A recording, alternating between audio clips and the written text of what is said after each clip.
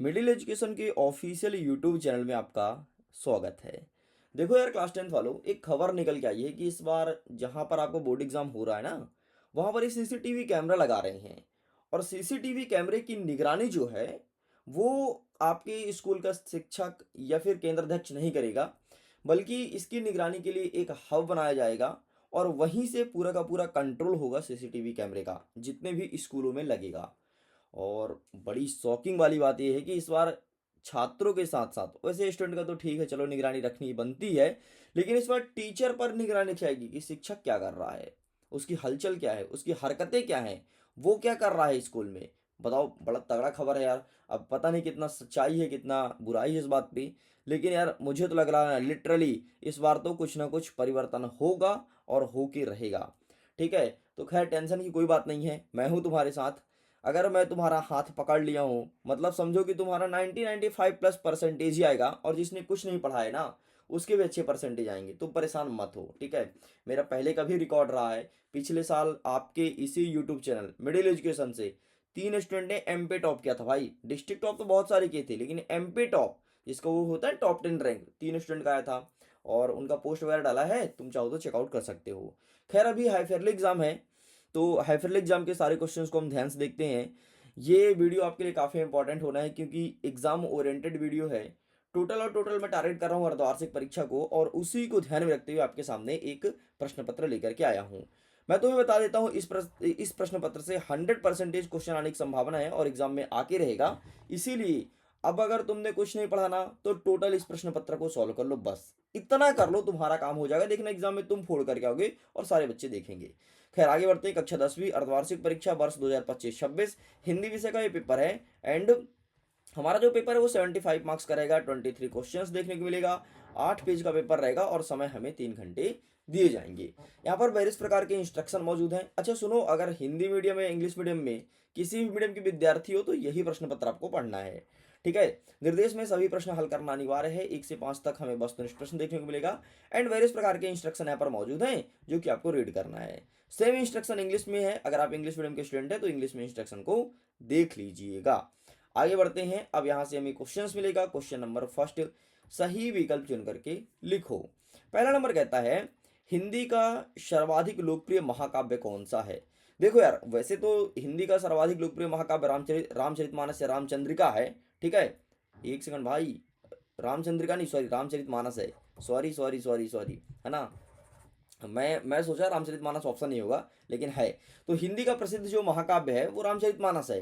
ठीक, लेकिन ये समझो कि महाकाव्य क्या होता है। अगर तुमने महाकाव्य को समझ गया तो आसानी से आंसर कर दोगे। तो सुनो, महाकाव्य के लिए कुछ पॉइंट याद रखना। सबसे पहले, ऐसा कोई ग्रंथ जिसके आकार बहुत बड़ा हो, जिसको पढ़ने में कई दिन लगे, उसे कहते हैं महाकाव्य। ठीक है, जिसमें पात्रों की संख्या अधिक हो, मतलब कई सारे लोग अभिनय कर रहे हो। जैसे रामचरितमानस की बात करूँ तो राम हैं, लक्ष्मण हैं, और दशरथ जी हैं, उनकी 3 पत्नियां हैं, फिर उनके 2 भाई और हैं, भरत और शत्रुघ्न। ठीक है, फिर शूर्पणखा, हनुमान जी, फिर अंगद, सुग्रीव, बाली, बहुत सारे हैं ना। तो इसमें पात्रों की संख्या अधिक होती है हमेशा महाकाव्य में, है ना। उन इसमें तुमको अलग अलग कैरेक्टर देखने को मिलेगा। अच्छा, मेन कैरेक्टर रावण है, जिसको मैं तो भूल गया था। ठीक, तो ये होता है महाकाव्य, इस प्रकार से तुम्हें पहचाना जाता है। और खंड काव्य जस्ट अपोजिट, जिसमें छोटा छोटा होता है, उसे खंड काव्य कहते हैं। आगे बढ़ते हैं। प्रश्न क्रमांक 2, एक अंकी में कितने अंक होते हैं। एमपी बोर्ड पता है माँ कसम खा के बैठा है, माँ कसम मैं हर बार ही क्वेश्चन दूंगा एक अंकी वाला। और एक अंकी में कितने अंक होते हैं, नाम से स्पष्ट है, एक अंकी, तो एक ही अंक होगा ना यार, है ना। तो ये एमपी बोर्ड हर साल देता है। मैं तो भाई जब से पढ़ा रहा हूँ, और जब से पढ़ रहा हूँ, मतलब पहले मैं पढ़ा करता था, तब से क्वेश्चन दे रहा है और आज तक दे रहा है। और माँ कसम खा के बैठा है, फिर से दूंगा, देख लेना तुम तुम्हारे एग्जाम में। आगे तीसरा नंबर कहता है, चौपाई में कितनी मात्राएं होती है। तो चौपाई में 16-16 मात्राएं होती है, ध्यान रखिएगा, ये याद रखने वाली चीज है। तो चौपाई में कितनी मात्राएं, 16-16, चौपाई में कितनी, 16-16, ऐसे 5 बार बोलो, याद हो जाएगा। नेक्स्ट कहता है कि एक ही शब्द की एक से अधिक बार आवृत्ति हो, वह कौन सा अलंकार कहलाता है। अच्छा, क्या कहता है, एक ही शब्द की एक से अधिक बार आवृत्ति हो, जैसे कहीं पर राम आ गया ना, तो राम राम राम राम कई बार आए, तो वो कौन सा अलंकार कहलाता है। तो उसे कहते हैं पुनरुक्त अलंकार। पुनरुक्त मतलब पुनः आना, पुनः आना, पुनः आना, उसे कहते हैं पुनरुक्त अलंकार। ठीक है, बाकी ये सारे अलंकार के बारे में आपको जानना है तो भाई साहब इसके लिए तो आपको क्लासेस में आना ही पड़ेगा। और क्लासेस भी तुम्हारे लिए लेकर के आया हूँ, बड़ी तगड़ी क्लास लाया हूँ। पता है तुम्हें? क्लासेस के बारे में थोड़ी बता देता हूँ। मैं एग्जाम ओरिएंटेड क्लास लॉन्च किया हूँ जिसका नाम है टॉपर सीरीज वर्ष 2026। इसके अंतर्गत टोटल आपको एग्जाम ओरिएंटेड चीज ही पढ़ाया जाएगा। जो परीक्षा में आएगा वही पढ़ाऊंगा और पूरा किताब पढ़ाऊंगा। ऑल सब्जेक्ट ऑल चैप्टर, जितने सब्जेक्ट का नाम लिखा है ये सब पढ़ाया जाएगा और बहुत ही कम दाम में। तुमको पता है, जैसे ही तुम टॉपर सीरीज के बैच में इनरोल करोगे ना और एक कूपन कोड लगाना टॉप 20 का, देखना तुम्हारा प्राइस धड़ाम से गिरेगा। एक बर्गर से भी कम कीमत में गिर रहा है यार, तुम जाकर के चेक तो करो पहले। देखना उसका प्राइस इतना कम हो जाएगा कि जितने सब्जेक्ट भी नहीं है उसका आधा प्राइस हो जाएगा। ठीक है, तो 40% का डिस्काउंट मिल रहा है। 40% का डिस्काउंट मिल रहा है, बस ऑफर कुछ दिन तक ही चलेगा, फिर इनवैलिड हो जाएगा, एक्सपायर हो जाएगा, तो जल्दी से इनरोल कर सकते हैं। अच्छा, कैसे इनरोल करना है? अगर कोई इंटरेस्टेड है कि हाँ यार सर एग्जाम ओरिएंटेड चीज पढ़ा दो जो परीक्षा में आएगा, है ना, तो उसके लिए आपको मिडिल एजुकेशन एप्लीकेशन में जाना है। डाउनलोड कीजिए गूगल प्ले स्टोर से। ठीक है, पेड कोर्स वाले सेक्शन में जाना, वहां पर तुम्हें सबसे ऊपर ही टॉपर सीरीज का लिंक मिलेगा, उसको क्लिक करना, वहां पर आप पेमेंट करना और 20 नवंबर से आपकी लाइव क्लासेस शुरू हो जाएगी। चलो आगे बढ़ते हैं। तो अतिशयोक्ति का मतलब क्या होता है? किसी चीज का बढ़ा चढ़ा करके वर्णन करना, इसे कहते हैं अतिशयोक्ति अलंकार।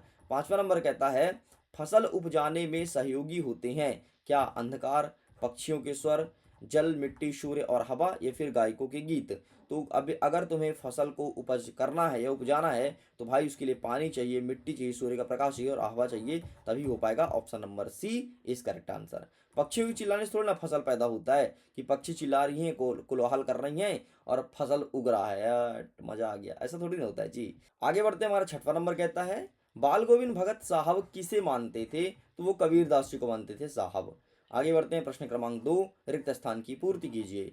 पहला नंबर कहता है समास डैश डैश प्रकार के होते हैं। तो समास होते हैं आपके 6 प्रकार के। कौन कौन से? कर्मधारय समास, द्वंद्व समास, द्विगु समास, बहुब्रीय समास और एक कौन सा होता है? कर्मधाराय, द्वंद्व, द्विगु, बहुब्रीय, अव्ययीभाव समास। इस प्रकार से समास आपके 6 प्रकार के होते हैं। नेक्स्ट कहता है श्रृंगार रस का स्थायी भाव क्या है? तो श्रृंगार रस का स्थायी भाव क्या है? रति है। ठीक है, रति है। क्या है? रति है, ध्यान रखना। श्रृंगार का रति, हास का हास, करुण का शोक, क्रोध क्रोध, विभत्स का जुगुप्सा, अद्भुत का विस्मय, भयानक का भय, वीर का उत्साह है। ठीक है, इस प्रकार से आपको सभी का पता होना चाहिए। वात्सल्य का वत्सल्य।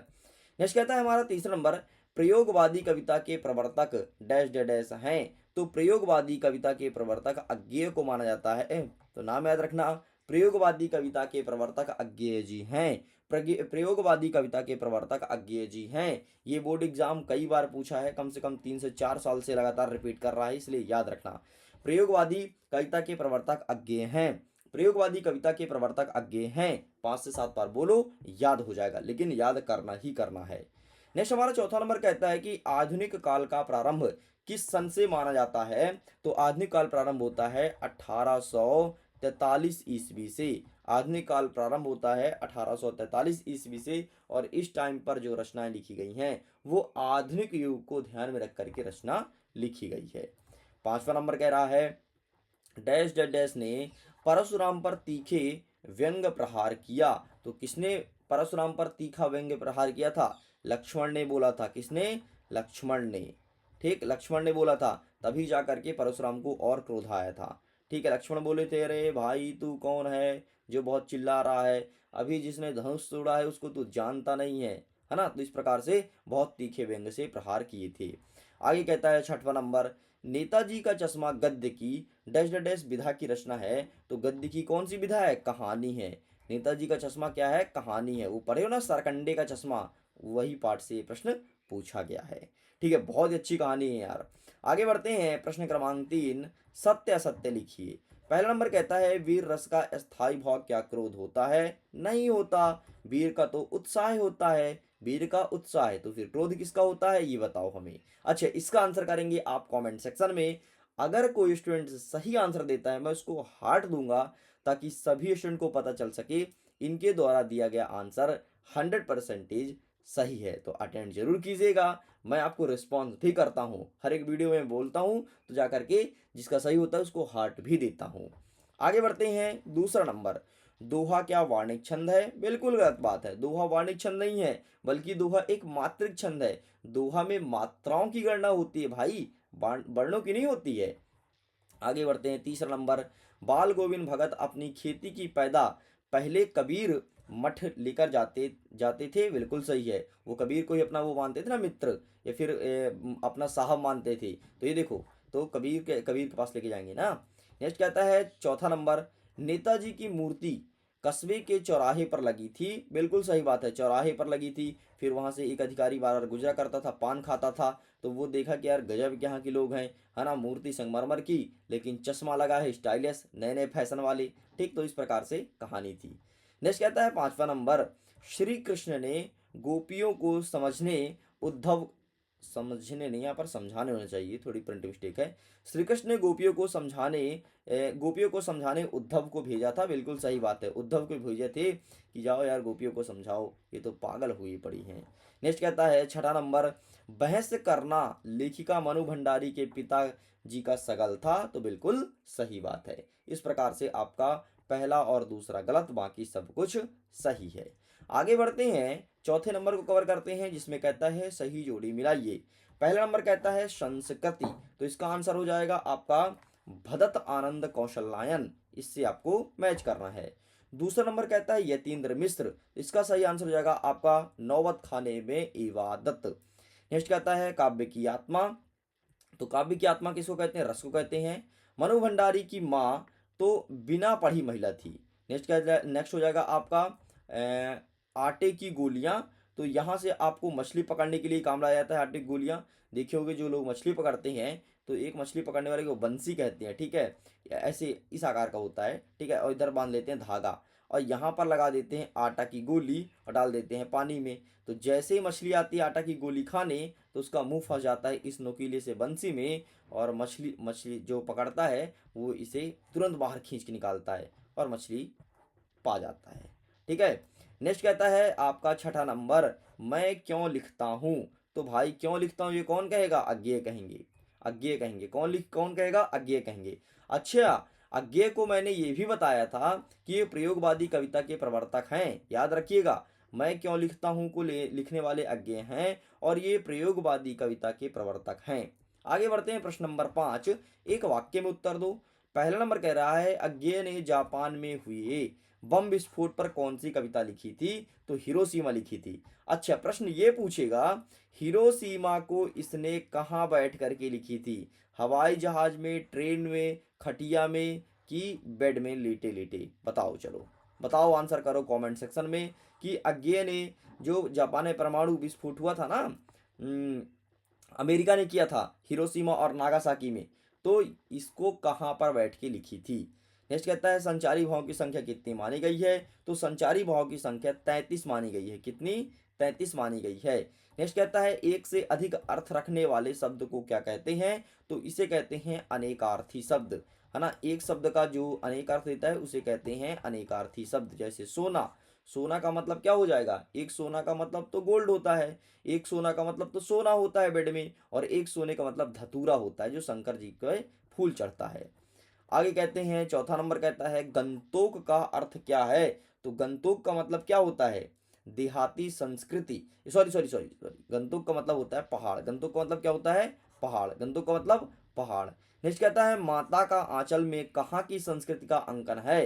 तो देहाती, गांव की संस्कृति का अंचन है। ठीक है, गांव की संस्कृति का, गांव की, या फिर तुम्हें लिखना है देहाती, तो दोनों में से कोई एक लिख सकते हो। नेक्स्ट कहता है छठा नंबर, बाल गोविंद भगत क्या करते थे। आपको पता है ना, बाल गोविंद भगत खेती बाड़ी करते थे। इस प्रकार से ये होता है कंप्लीट।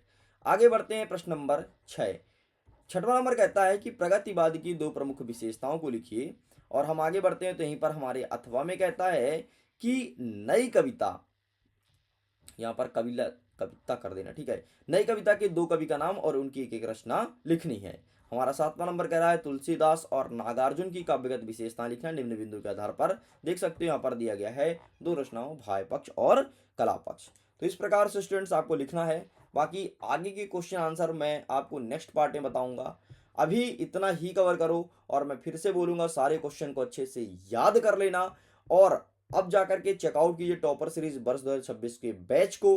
अगर तुम्हें पसंद आ रहा है, एग्जाम ओरिएंटेड चीज पढ़ना है एग्जाम के पहले, तो प्लीज इनरोल जरूर करना, क्योंकि बहुत सारे स्टूडेंट इनरोल करके और आज टॉपर सीरीज़ के टॉपर बन चुके हैं। आप उनसे पूछ सकते हैं और इंस्टाग्राम में जा कर के पुराने वीडियोज़ को भी देख सकते हैं। मैं वीडियो एंड करता हूँ। Thanks for watching.